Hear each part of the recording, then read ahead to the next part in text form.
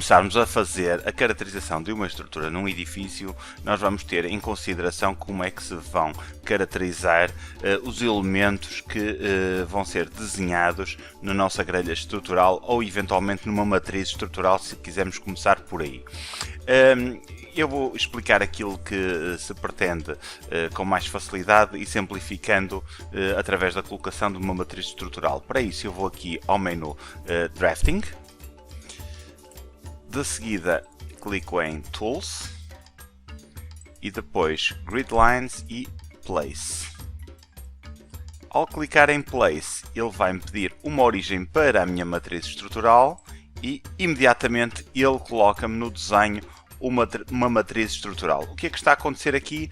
Acontece que eu mal vejo a minha matriz estrutural e eventualmente ela não está caracterizada da forma como eu quero, portanto eu não tive qualquer controle da distância entre a linha A e a linha B, que estão aqui, como se vêem, nem entre a linha 9 e a linha 10, que também estão aqui caracterizados, mas que eu mal as vejo. Então como é que eu posso fazer com que estas grelhas sejam definidas de forma a serem vistas e aparecerem exatamente com o mesmo distanciamento que eu pretendo?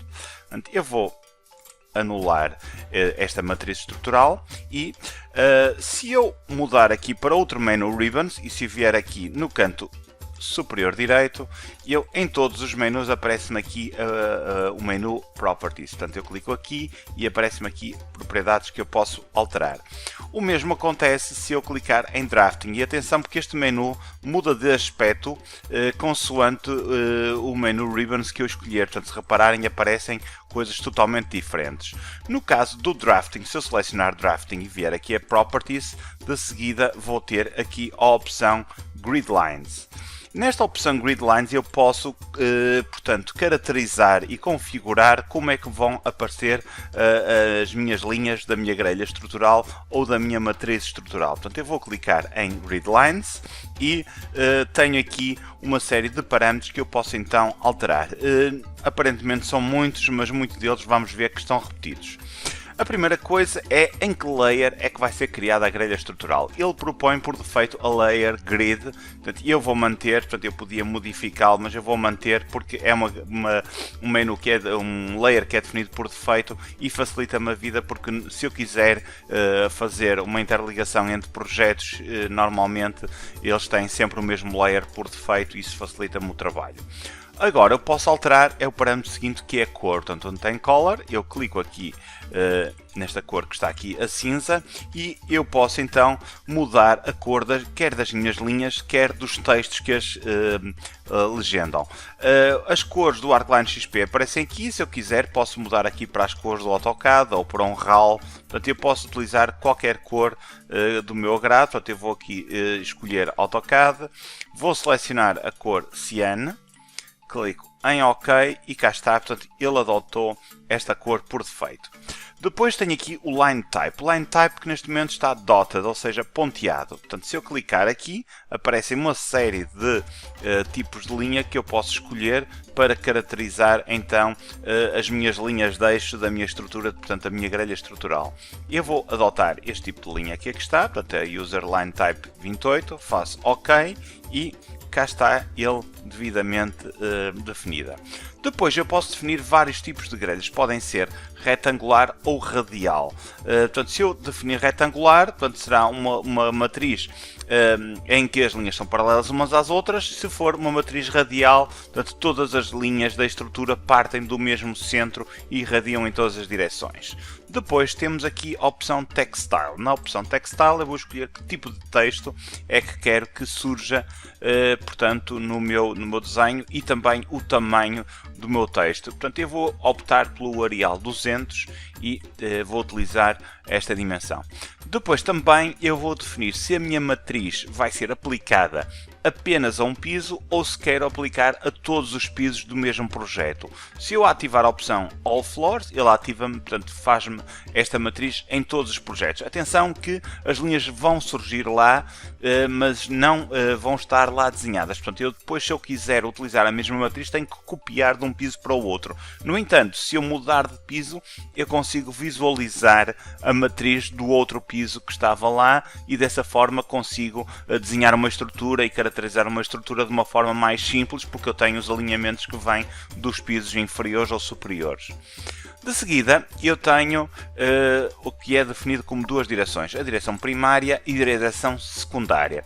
A direção primária é a direção horizontal, a secundária é a direção vertical, ou seja, todas as minhas linhas horizontais pertencem à direção primária, todas as minhas linhas verticais pertencem à minha área, portanto ao meu tipo de direção secundária. Aqui o que eu posso definir é um prefixo, ou seja, eu posso chamar, no caso da minha direção primária, na horizontal, posso, por exemplo, dar-lhe um valor H e na vertical posso lhe dar um valor V. Depois eu posso definir para a direção primária, portanto horizontal, e a secundária vertical, números ou letras. Portanto, eu neste caso eu vou optar em ambos por números. O que é que vai acontecer? Eu vou ter nas primárias H1, H2, H3, H4 por assim sucessivamente e nas secundárias V1, V2, V3 e V4 e assim sucessivamente. Depois, como é que vai ser feito o ordenamento na matriz, portanto, da minha legendagem? Ou seja, se eu quero começar o H1 é a primeira... portanto, a minha primeira linha horizontal a contar de cima, e eu faço from top to bottom, ou seja, começa H1, H2, H3 e por aí sucessivamente, de cima para baixo. Se eu desativar esta opção, ele começa de baixo para cima, assim como na vertical. Ele começa-me da esquerda para a direita, mas se eu desativar esta opção, ele começa-me a fazer da direita para a esquerda. Depois temos aqui a diferença entre as linhas da direção primária e direção secundária. Eu vou alterar aqui os valores e vou colocar na direção primária, ou seja, a distância entre linhas horizontais vai ser de 5.000 e no caso das linhas verticais vamos escolher aqui um outro valor, 3.500 por exemplo, só para não termos os dois valores exatamente iguais. Depois temos que definir quantas linhas é que queremos na horizontal e na vertical, ou seja, quantas matrizes é que vamos ter numa direção ou na outra. Vamos optar por valores diferentes, 3 e 4, para vermos quais são as diferenças. Depois ele vai nos definir se queremos definir uma distinção, portanto, uniforme. Se eu desativar aqui, ele vai-me pedir para indicar a distância que está a primeira linha, a distância que está a segunda, etc. sucessivamente, mas neste caso vamos optar por Uniform Step e assim as distâncias entre as linhas vão ser exatamente iguais. De seguida faço OK e a partir daqui está configurado o meu tipo de matriz estrutural. E agora o que é que eu tenho que fazer? Tenho que inseri-la. Para isso vou então novamente ao menu Drafting, Tools, Grid Lines e de seguida clico em Place.